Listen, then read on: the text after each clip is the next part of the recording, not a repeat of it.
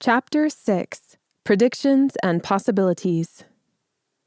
These are the textbooks we use the most. I'm afraid there's only a few old, tattered ones left over, but you can deal with it.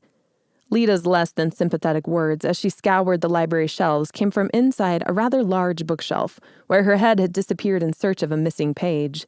A stack of worn-down, ancient books grew in size as she pulled the volumes down from her perch on an old rolling ladder. I noticed someone's old grimoire amongst them and shuffled through the pages of handwritten spells and notes on potions.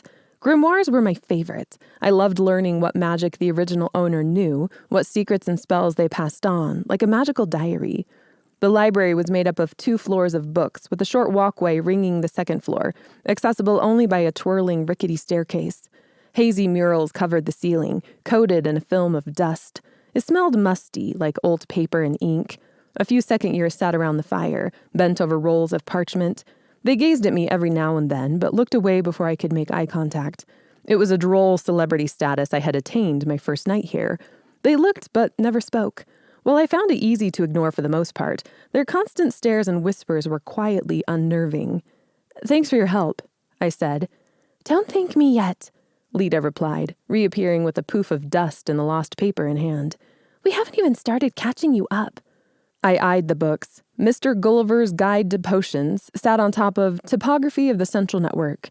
"I'm sure it won't be too bad," I said with little conviction, hoping it was true. Sitting down to study felt like a special form of torture. Growing up, most of my education occurred outside, in the dirt and fresh air. The idea of restricting myself to books and worksheets seemed less than enticing. Leda gave me a funny look, spaced out for a second, then quickly shook her head to clear it. "Well, let's get started." We both took an armful of the old tomes, but just as we headed to a lonely corner of the library, a group of obnoxious third-years moved in. I recognized Stephany in the midst of them, a good handspan taller than everyone else. Her smug expression grew when she saw us. "Watch out, girls," Stephany called, her skinny arm reaching out like a giant branch to point to us. "Leda's out. Cover your eyes, or her skin and hair will blind you." The third-year students let out a burst of tittering laughter. Leda rolled her eyes. "Let's just go to my room," she said under her breath, avoiding eye contact with the older girls. "Don't look right at her," called another amidst the laughter. "It's like looking into the sun." I sighed, watching Leda's neck flare to a bright red color. "Are you going to say something?" I asked. "What would I say?" she retorted. "I am really pale." I shot her a dismayed look. "You're just going to let them win?" I asked. She stared at me in response. "If you aren't going to say something, I will." Leda shrugged, staggering under the weight of the books. "Go right ahead. I'd love to see you try to put them in their place." I had a feeling her willingness came more from a desire to see me fail than to see Stephany cut down to size. The way she emphasized the word try left little doubt. The gauntlet thrown, I couldn't back down. If Leda wouldn't stand up to the third-year bullies, there was no reason for me to leave without taking a swing. Following Leda's example, I turned to depart from the library, smiling at Stephany as I approached. Her amusement wavered, dwindling into a confused question mark on her face. Apparently, she wanted the first-years to scuttle away, intimidated, and certainly not making eye contact with her. Well, not this first year. "Have a great day, Stephany," I sang. "Always lovely to see you." Then the rug underneath her feet slipped and she fell on her bottom with a yelp. "Look out!" I said over my shoulder as I sailed out the doorway. "A tree just fell in the library." The double doors slammed closed behind us. Leda's eyes grew wide. "What have you done?" she cried, breathless. "Evened the playing field a bit," I said in a dry tone. "Girls like that feel like they can get away with anything." Despite my boldness, or perhaps because of it, we sped up the stairs as fast as we could, neither of us relishing the idea of them coming after us. Leda slammed her bedroom door and propped the wooden chair from her desk underneath the old handle. "There! That might hold them for now."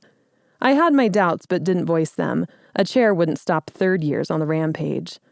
Her room wasn't bare like mine, but remained just as simplistic in design.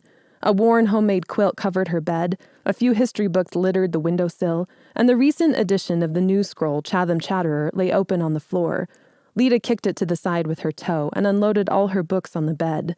All her possessions had a faded look, as if they'd gone through one person too many before settling on her. "Grief!" she cried, shaking out her skinny arms.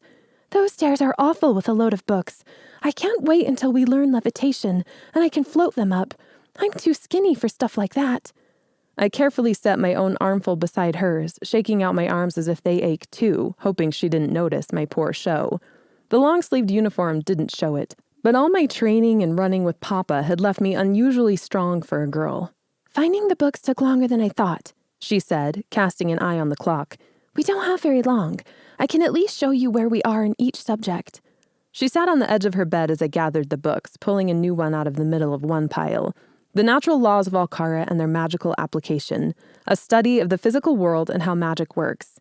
This one looks interesting, I said, sifting through the pages written in a loopy, cursive script. When I turned to Leda, she was back in her trance-like state. She came out of it with a start and stared at me.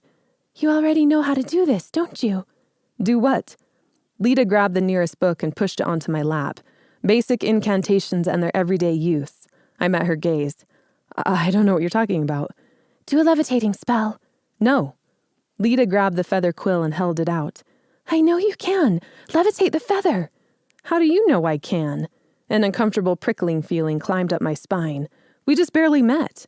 She didn't say anything else, just lifted her infernal eyebrow. It got so much exercise, I wondered why it didn't bulge with muscle. All the same, I knew I wouldn't win. I could see it in her eyes. Fine, I whispered on a sigh. The feather zipped out of her hand and hovered in the air between us. A triumphant look crossed her face. Ha! How would you know that? I hissed. I know a lot of things, she said vaguely, trying to wave it off. This will be a lot easier than I thought. All right, well, in this book... Wait. My hand shot forward to stop her. She quickly jerked out of my grasp. What else do you know? She released a burdened sigh.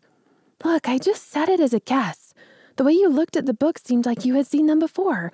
Don't read too much into it. Her eyes shifted away from mine. Her free hand made a white-knuckled fist, and there was a hesitant, rushed tone in her voice. You're lying, I whispered. She looked up at me with a flash of anger, and for a second, I almost lost her to another mini daze, but she pulled herself out of it with a growl. No, I'm not. Tell me what you're lying about. I'm not lying. Then why can I see your heart pounding in your throat? Her eyes jerked to mine for the first time since my accusation. Watch their throat, Papa's voice whispered through my mind. If they really are lying and they aren't used to it, you'll be able to see their heartbeat in their throat. They might look breathless or flushed.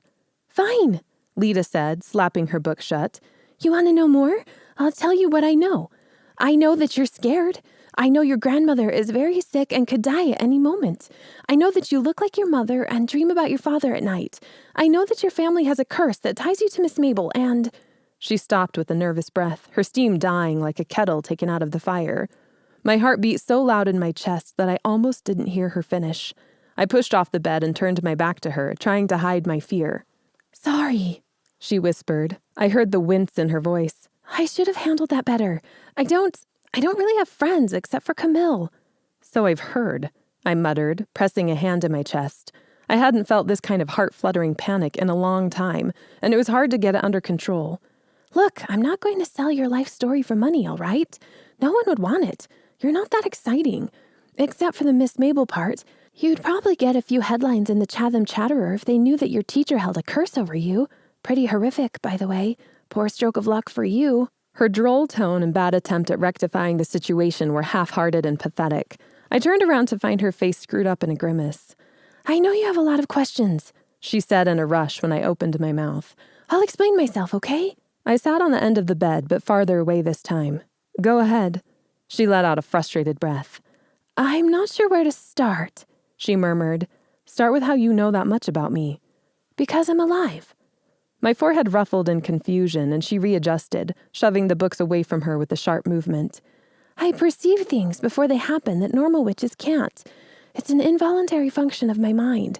It just happens. Strong emotions give it power, just like any magic in our world. So when I get frustrated or happy or sad, it brings a rush of images into my head, possibilities. Is that why you space out? Her face flushed and she looked at her shoes. I don't have a lot of control over it right now. All the emotions of starting school and moving from home make it unpredictable. I have a hard time keeping my thoughts in control. Camille knows about it, doesn't she? Yes, we've been friends for years. She's the only one who does. She gave me a pointed look, a warning to keep her secret. I won't tell either, I promised, to put her at ease, knowing I wouldn't get answers if I didn't. Thanks, she said, looking down again, clearly uncomfortable. She really didn't know how to have friends. Not even Miss Bernadette? I asked. No, she said forcefully, reddening again. I don't want her to know either. Leda wasn't that different from me. I drew in a deep breath, feeling a little calmer. Did you see that I had levitated before? I asked, eyeing the feather that sat on the edge of the desk, precariously close to falling. Leda pressed her lips into a line. No, because I don't see the past. I saw you completing the magic in the future and took a guess. Then how do you know I dream about my father? Just mentioning him sent a nervous thrill through me, and I had to suppress the need to change the subject. I never talked about Papa. We had to keep him safe, so we never mentioned him. I saw the possibilities. You may have a dream about your father tonight or the next night. Based on your possible reaction, you have it often. That's how I knew. Does this happen with everyone? I asked, thinking about how exhausting it would be. How did she learn anything in class? Her lone desk and penchant for avoiding witches suddenly made sense. Yes, for the most part. Sometimes choices they make cloud it, but I see it all the same. Crowds give me a headache because everything changes so much. I laughed in spite of myself. Is that why you're always reading books at mealtimes? A shy smile showed up only briefly. It helps me focus on one thing when I read. You'll probably have the whole library read by the time you graduate. I plan on it, she said in a serious tone, taking me by surprise. Apparently, Leda had more aspirations than I had given her credit for. I couldn't help wondering what her foresight could mean for me in the competition. Is what you see guaranteed?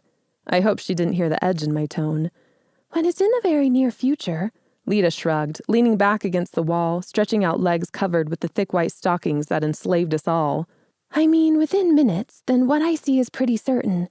Miss Bernadette is going to come back to the school from her cottage in a few minutes, for example. As time passes, the options narrow. Everything else I see is just something that could happen. It was difficult to know what to say. My initial horror had faded because she didn't seem malicious. We sat there for several minutes in silence. Were you born with it? I finally broke the quiet. No, someone cursed me. Stunned for the second time, I just stared at her. I'd never met another witch my age with a curse. Having a curse was like having a disease, ostracizing and terrifying. Everyone assumed you had it because you did something wrong. What? You're cursed? No, it wasn't Miss Mabel, she said, anticipating a question that hovered on the tip of my tongue. It happened when I was a baby. My father made a stupid decision and hurt a friend. His friend cast a curse on me in his anger. I believe his friend really thought he was doing my father a favor, giving him a daughter that could see possibilities in the future, to stop him from making any bad mistakes again. But it's far from that. It's a nightmare. Oh. Don't worry, she said quickly. My father is a great witch now. That's all it took to shape him up. I managed a smile, and she looked away with another sheepish blush. His friend won't take the curse away? I asked. The man died. He had no family or relatives either that would be able to remove it after he passed. She spoke about it with an ease that I envied. Sometimes I wished my curse could just be something in the background and not an existing presence, looming just above me with its hands around my neck. I don't want anyone to know about my curse, so why are you telling me about yours? Her reply was simple and wry, as if she wasn't sure whether she'd come to terms with it or not. Because we could be great friends. Something about her strange eyes and white hair made me like her. Leda was all edges, like a broken piece of glass, but it worked for her. Aren't you going to ask me the most important question of all? She asked. I understood by her tone exactly what she meant. No, I stated with the firmness that took both of us by surprise. You don't even want to know what could happen at the first match of the competition? I came to my feet, uncomfortable with the temptation. Of course I wanted to know, but what if it showed me losing? Knowing what could happen would play with my mind, and I'd become obsessed or paralyzed by what she saw. No, don't tell me. I won't tempt fate. If I win, it has to be because I did it on my own. Good for you, Leda said in a quiet voice. A new glimmer came into her eyes, and I hoped, for the first time, that we really would become great friends.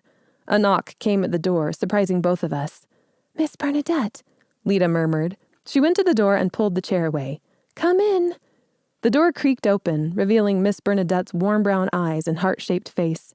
"Hello, Leda, Bianca." I stood, our voices echoing the same words in sync. "Miss Bernadette?" "I'm glad I found you, Bianca," she said, breathless and flushed. "I've been looking for you everywhere. Is something wrong?"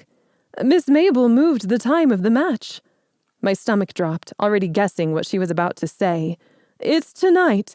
The first match is tonight after the sun sets."